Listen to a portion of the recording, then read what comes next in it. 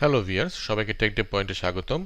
আজকে আমরা ফ্লট এবং ডাবলের কিছু বেসিক কনসেপ্ট দেখব আর বোঝার চেষ্টা করব যে ফ্লট এবং ডাবলের মধ্যে পার্থক্যগুলো কি এবং কখন আমরা ফ্লট ইউজ করব আর কখন আমরা ডাবল ইউজ করব।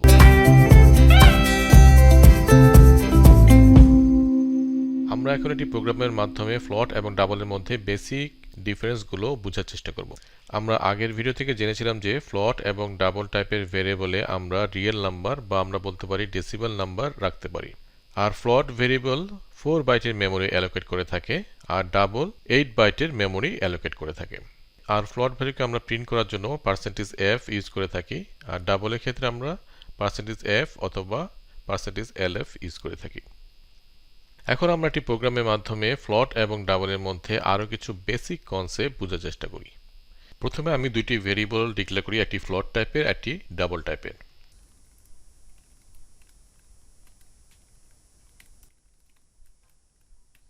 এবং এই দুটি ভেরিয়েবলে আমি পায়ের মান অ্যাসাইন করছি, যার দশমিকের পরে 18টি ডিজিট আছে। এখন আমরা এই দুইটা ভেরিয়েবল দিয়ে আমরা ফ্লট এবং ডাবলের মধ্যে কি ধরনের ডিফারেন্স হচ্ছে সেগুলো বোঝার চেষ্টা করব। এখন ফার্স্ট ডিফারেন্সটা হচ্ছে প্রিসিশন। প্রিসিশন বলতে আমরা বুঝি যে দশমিকের পরে কত ডিজিট পর্যন্ত অ্যাকুরেট রেজাল্টটা আমরা পেয়ে থাকি। আমরা এই দুইটা ভেরিয়েবলকে প্রিন্ট করি, তাহলে আমরা ফ্লট এবং ডাবলের মধ্যে ডিফারেন্সটা বুঝতে পারবো।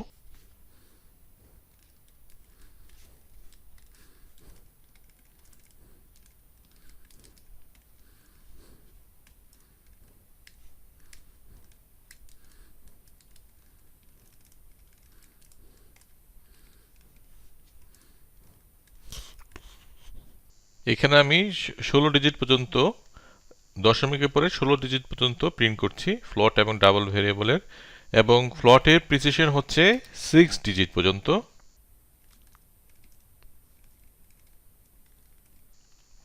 আর ডাবলের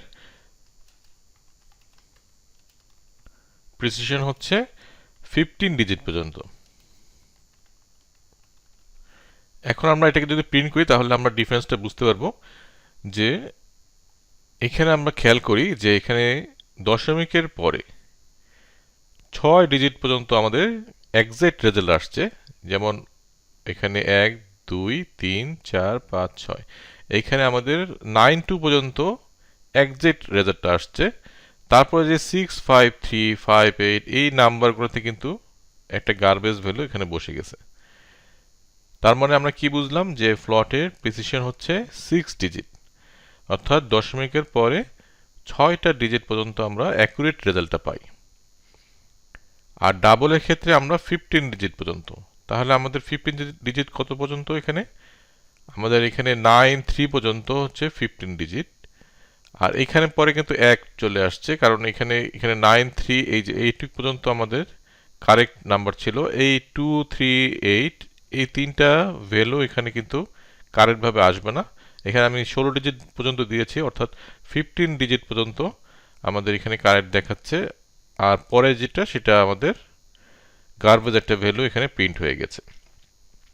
তার মানে আমরা বুঝলাম যে ফ্লটের প্রিসিশন হচ্ছে 6 ডিজিট পর্যন্ত। আমরা যদি বেশি ডিজিটও প্রিন্ট করি তাও এটা অ্যাকুরেট রেজাল্ট আসবে না, আমাদের শুধু 6 ডিজিট পর্যন্ত আমাদের অ্যাকুরেট রেজাল্টটা ফ্লটে দেখায় আর ডাবলে দেখায় 15 ডিজিট পর্যন্ত।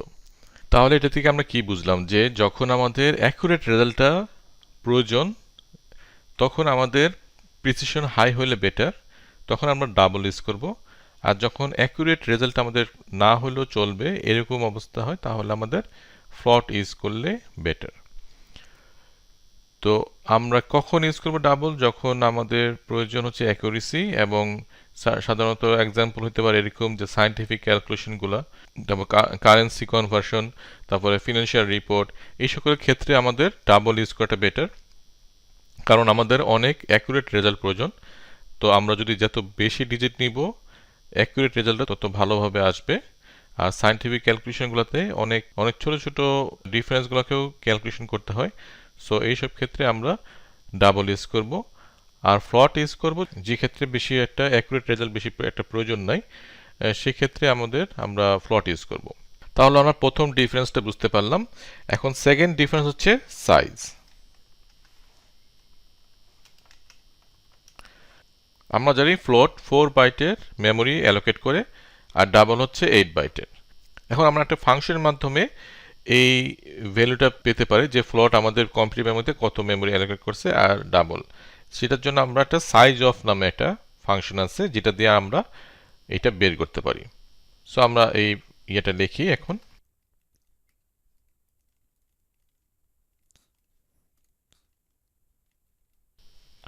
আমরা যদি সাইজ অফের মধ্যে যে ভেরিয়েবলটা ফ্লোট সেটা দিয়ে দিই তাহলে আমরা ফ্লোটের কি পরিমাণ মেমোরি অ্যালোকেট করছে সেটা আমরা পেয়ে যাব।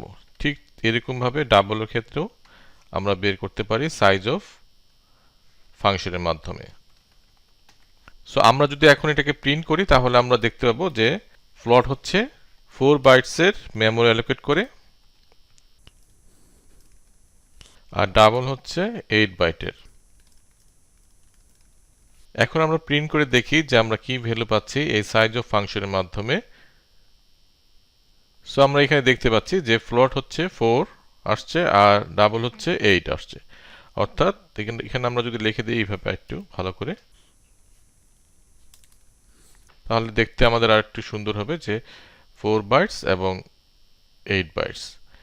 সো আমরা এটা বুঝতে পারলাম যে ফ্লোট হচ্ছে 4 বাইটের মেমোরি অ্যালোকেট করতেছে আর ডাবল হচ্ছে 8 বাইটের।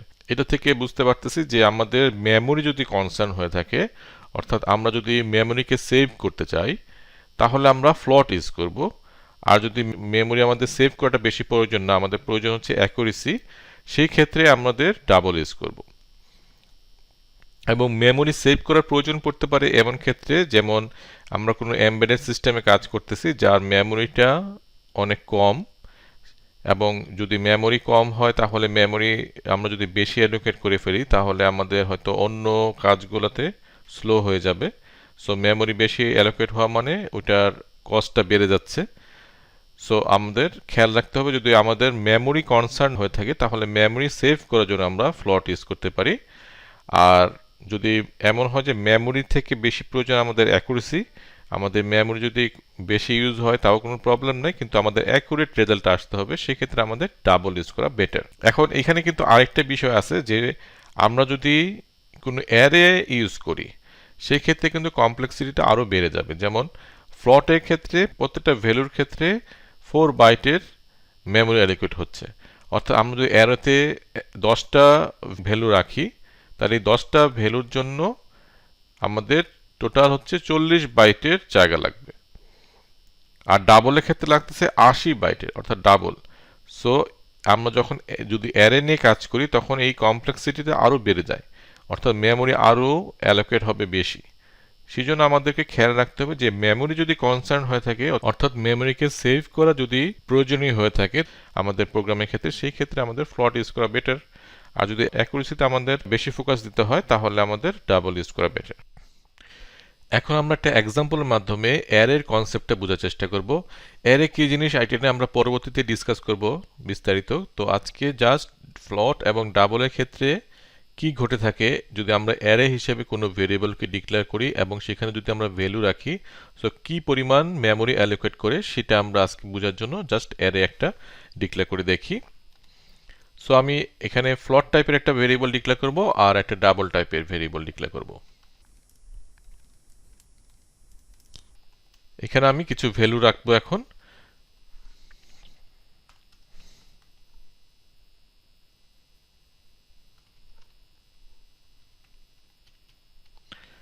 সাপোজ আমি এখানে 4টা ভ্যালু রাখলাম আর আমি ডাবল টাইপের একটা ভেরিয়েবল ডিক্লেয়ার করছি এখন। সো এটা হবে অ্যারে। সো আমি এইভাবে অ্যারে চিহ্ন দিলাম এবং এখানে আমি রাখবো হচ্ছে সেম ভ্যালুটাই আমি রাখবো। সো এটা আমি জাস্ট কপি করে এখানে দিলাম। একটা ফ্লোট টাইপের অ্যারে নিয়েছি, একটা ডাবল টাইপের অ্যারে নিয়েছি এবং এখন আমরা এটার সাইজটাকে প্রিন্ট করার চেষ্টা করব ঠিক এটার মতো করে। সো আমি এটাকে জাস্ট কপি করলাম এবং এখানে আমি পেস্ট করে দিলাম এবং এখানে আমি সাইজ অফ অ্যারে এই কথাটা লিখি। আর এখানে সাইজ অফ ফ্লোট অ্যারে এটা লিখি এবং ডাবল অ্যারে লিখি। সো এইখানে আমরা প্রিন্ট করছি এখন ফ্লোট টাইপের অ্যারে, এইখানে হচ্ছে ডাবল টাইপের অ্যারে। সো এখানে আমাদের 4টা ভ্যালু আছে। সো আমাদের 4 গুণন হচ্ছে আমাদের টোটাল হচ্ছে আমাদের সাইজ, অ্যারের সাইজটা কত সেটা। তো সাইজ অফ অ্যারে, এটা যদি আমরা মাল্টিপ্লাই করি তাহলে যে পরিমাণ মেমোরি অ্যালোকেট হবে সেটা। সো আমরা এখানে সাইজ অফ অ্যারে এরকম হবে।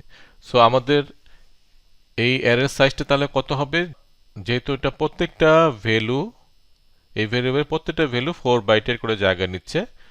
সো আমাদের অ্যারের সাইজটা হবে কত, এই অ্যারে যতগুলো আমরা ভ্যালু রাখছি, অর্থাৎ এখানে 4টা ভ্যালু আছে, 4 ইন্টু 4, আর এখানে হবে 8 ইন্টু 4।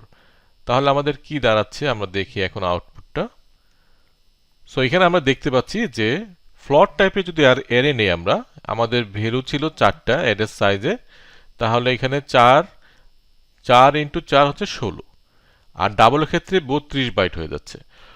তাহলে আমাদের কিন্তু অ্যারের ক্ষেত্রে কমপ্লেক্সিটি কিন্তু আরো বেড়ে যাচ্ছে। যদি আমরা মেমোরি সেভ করতে চাই তাহলে ফ্লোট ইউজ করা বেটার।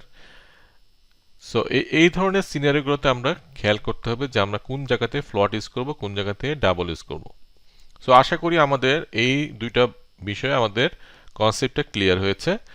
এখন আমরা দেখব আরেকটি ডিফারেন্স, সেটা হচ্ছে রেঞ্জ, অর্থাৎ কত থেকে কত পর্যন্ত রেঞ্জের আমরা ভ্যালু ফ্লোটে রাখতে পারি এবং ডাবলে রাখতে পারি। সো সেটা দেখার জন্য আমাদের একটা হেডার ফাইল ইনক্লুড করতে হবে। আমরা একটা হেডার ফাইল ইনক্লুড করি, float.h নামে একটা হেডার ফাইল আমরা ইনক্লুড করলাম, যেটার মধ্যে কনস্ট্যান্টগুলো আছে যে ফ্লোট, ডাবল এবং ফ্লোট কি পরিমাণ, অর্থাৎ কত পর্যন্ত আমরা মিনিমাম ভ্যালু রাখতে পারি এবং কত পর্যন্ত ম্যাক্সিমাম ভ্যালু রাখতে পারি। সেই রেঞ্জটা বের করার জন্য আমরা কনস্ট্যান্টগুলো ইউজ করব। এখন আমরা প্রিন্ট করছি সেই কনস্ট্যান্টগুলোকে।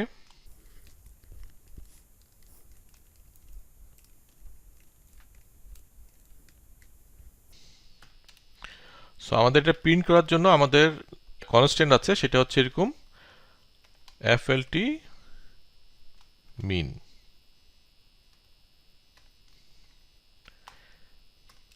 আর FLT ম্যাক্স হচ্ছে আমাদের ম্যাক্সিমাম রেঞ্জটা কত।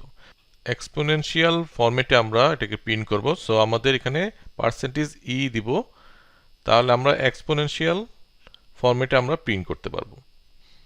সো এটি হচ্ছে আমাদের, এবং ঠিক আমরা ডাবলের ক্ষেত্রেও তাই, আমরা আরেকটি কনস্ট্যান্ট আছে, যেমন ডাবলের ক্ষেত্রে এখানে জাস্ট dbl লিখতে হবে, আর এটার ক্ষেত্রে dbl max। সো সেম ভাবে আমরা ডাবলের ক্ষেত্রেও বের করতে পারি কত থেকে কত পর্যন্ত আমরা ভ্যালু রাখতে পারি। সো এখন যদি আমরা এটাকে প্রিন্ট করি তাহলে আমরা ফ্লোটের মিনিমাম রেঞ্জটা জানতে পারবো এবং ফ্লোটের ম্যাক্সিমাম রেঞ্জটা জানতে পারবো, প্লাস হচ্ছে ডাবলের মিনিমাম রেঞ্জটা জানতে পারবো এবং ডাবলের ম্যাক্সিমাম রেঞ্জটা জানতে পারবো। এবং আমরা খেয়াল করতেছি যে এখানে আমরা এক্সপোনেনশিয়াল ভ্যালু প্রিন্ট করছি। তাহলে এখন আমরা আউটপুটটা দেখি। সো এখানে আমরা দেখতে পাচ্ছি যে ফ্লোটের মিনিমাম রেঞ্জ হচ্ছে 1.175494, তারপরে এটা এক্সপোনেনশিয়াল মানে 10 টু দি পাওয়ার -38। সো আমরা যদি এটাকে লিখি এখানে, সো ফ্লোটের হচ্ছে রেঞ্জ হচ্ছে 1.75494, তারপরে এক্সপোনেনশিয়াল -0, এটা মানে হচ্ছে এরকম যে 10 টু দি পাওয়ার, এটা মানে হচ্ছে এরকম যে 10 টু দি পাওয়ার -38, অথবা আমরা এটাকে এইভাবে লিখতে পারি।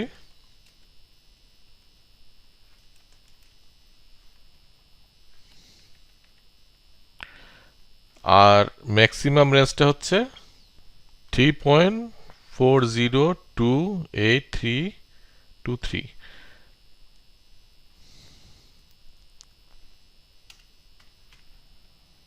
সো এটা হচ্ছে আমাদের মিনিমাম রেঞ্জ এবং ম্যাক্সিমাম রেঞ্জ। আর ডাবলের ক্ষেত্রে হচ্ছে আমাদের জাস্ট এখানে চেঞ্জ হবে ডাবল, আমরা আরও বেশি রাখতে পারতেছি এখানে। তো এখানে এটা হচ্ছে আমাদের 2.225074। আমরা এটাকে বাদ দিই, এটা দরকার নেই। আমরা এক্সপোনেনশিয়াল এইখানে আমরা খেয়াল করি যে এটা কিন্তু আরও বেশি, হ্যাঁ, 308।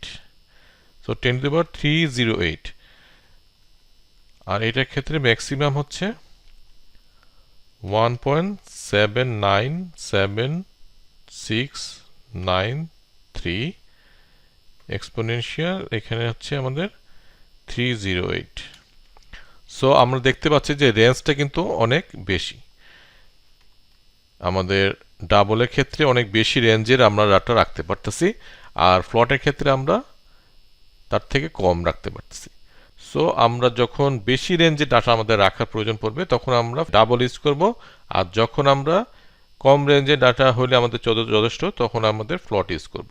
সো এখানে আমরা দেখতে পাচ্ছি যে ডাবল এবং ফ্লট কিন্তু এক্সপোনেনশিয়াল ভ্যালু আমরা প্রিন্ট করতে পারি। সো আমরা সাপোজ একটা এক্সাম্পল দেখি এখন। আমি সাপোজ এরকম দশমিকের পরে 0.0.0.0 তারপরে আমরা এই ভ্যালুটা দিয়ে দিই। সো এই পরিমাণ ভ্যালু আমরা প্রিন্ট করতে যাচ্ছি। এটা এক্সপোনেনশিয়াল কি হবে, আমাদের দশমিকটা 1 এর পর্যন্ত আসছে যতগুলো ঘর যাওয়া লাগতেছে, তাহলে এখানে 1 2 3 4 5 6 7। সো আমাদের এরকম হওয়া উচিত। সো e মাইনাস 0.07 এরকম আমাদের রেজাল্টটা আসা উচিত যদি আমরা এটাকে এক্সপোনেনশিয়ালে কনভার্ট করি। সো আমরা দেখি এটাকে প্রিন্ট করে এখন যে আমাদের আউটপুটটা কি আসতেছে।